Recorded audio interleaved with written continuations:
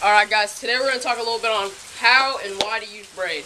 Alright, when you're using braid, when you're first putting your braid on, you're going to want to put a base of monofilament or fluorocarbon. In this case, I've got some 10-pound monofilament by Cajun Line.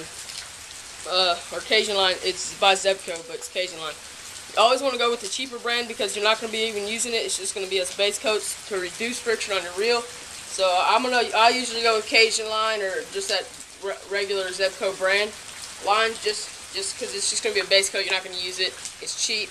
You're going to use, like, get the 300-yard roll, or you can get the 850-yard to use up all that. So also I use this as leaders sometimes whenever, like, but now that I just bought some Berkeley Vanish, so that's a good line too. You ought to check that out. That'll be a good, like, for spinning reels, or even bait cast reels is pretty good too. But where I fish is kind of foggy, so it'll stay in that line pretty quick. So I don't know. I don't usually use clear line. So, but the braid I'll be using today is the Suffix Performance Stretch. This is a topwater braid. It floats, so it's good for frogs, anything that's gonna be on top of the water that needs the line to float. But when you're using soft plastics, you want to use fluorocarbon because that sinks. So we're gonna put our base coat of Cajun Line on now, and we'll get back to you once I get the line tied onto the reel, and then I'll show you how to do all the other stuff. All right, so I've got my line tied onto my reel. So like I said, you're just gonna want to put about 10 to 20 yards of this on here. So just a even base coat. This will reduce friction on your reel.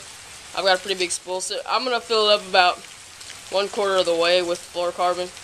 You know, it just depends on how big a spool your reel has. So that's gonna be enough for me right there. And then what you're gonna do after that, you're gonna cut this line. Then you're gonna take your braid line. Pull some of this out. You're gonna take your braid, and you're going to take some of it out, and you're gonna tie a knot. You're gonna tie a blood knot like that. So I'm gonna tie this blood knot between these two pieces of line. Alright, now I've got my blood knot tied there, and blood knots will not come apart when you tie this together. So now that I've got my base coat of monofilament on, as you can see, now I'll start applying the braid. So now so you see that it clearly covers up the monofilament pretty quick. And this is 65-pound Suffix camo braid. So I've got it completely pulled up. I'll cut the line. This one, the downsides, well, no, never mind, maybe not. Sharp scissors will always work with braid. Alright, now we're going to get to the advantages of braid. I'm using a braid, you're gonna get through the slop a lot quicker. So like where I fish, there's a whole lot of slop. I mean, it's ridiculous. It gets pretty nasty down there sometimes. So braid's the way to go. You're gonna get that bait out of the tough spots. You'll never lose a bait. You'll never lose a rig or nothing. But also another advantage of braids, when you backlash, it doesn't knot as much. And I'll give you a little presentation on that in just a second. So yeah, when you use a braid, it floats. It's gonna be good. Well, most braids float unless you're using the spider wire floor braid. That's a good braid. You need to check that out. That's awesome. You're gonna have more.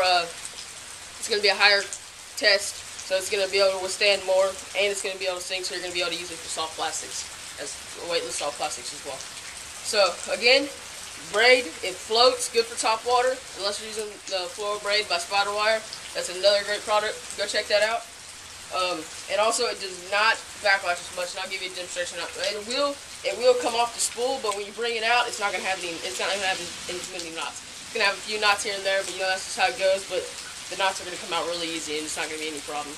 So I'm gonna tie on something like a spinner bait or a buzz bait or something, just so I can give you a heavy presentation and show you how this goes. So get back. All right, now I've just got this old buzz bait tied on, and I'll show you how it reduces backlash. Cast this out of my yard. Maybe able to see. I'm gonna cast this out this way. Take my finger. I took my finger off of it. Let's see, it wadded up pretty bad, but you're not gonna have as many knots. Like I've run into a knot already, but it comes out just like that.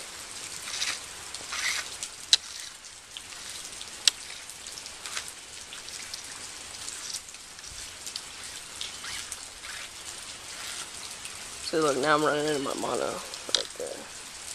So I cast about 75 yards there with an open thumb. Without my thumb on the spool.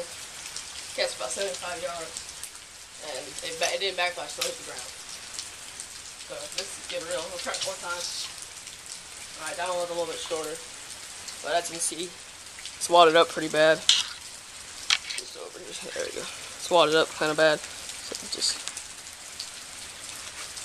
might put. Nope, we're good. No, they're not.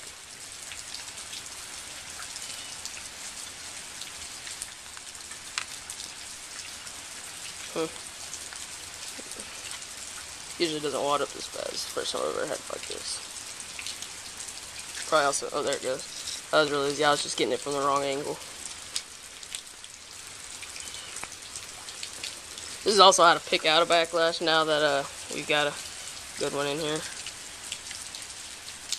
There's other methods, but it doesn't work on braid, so I have to make another video on that.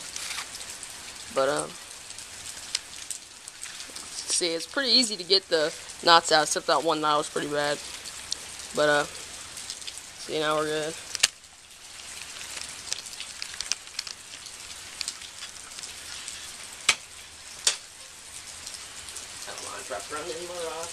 But so yeah, that's how to get that's how and why to use braid, how to put it on the spool, how to use it, why to use it, and how it's better. Sorry about that little malfunction there for a second.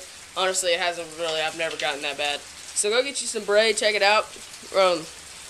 I use 65 pound just because I fish the slop, and there's a lot of falling down timber, and I get it stuck all the time, and I got tired of it, so I just went out and spent like 20 bucks on some 65 pound Suffolk stretch, and I haven't had any problems with it. I've spooled like 3 reels with it, so this will save you money by putting the monofilament under it. It also reduces friction on your reel, so your reel will last longer, and everything. So thanks for watching, and tune in for some more fish. Subscribe, and I'll catch y'all next time.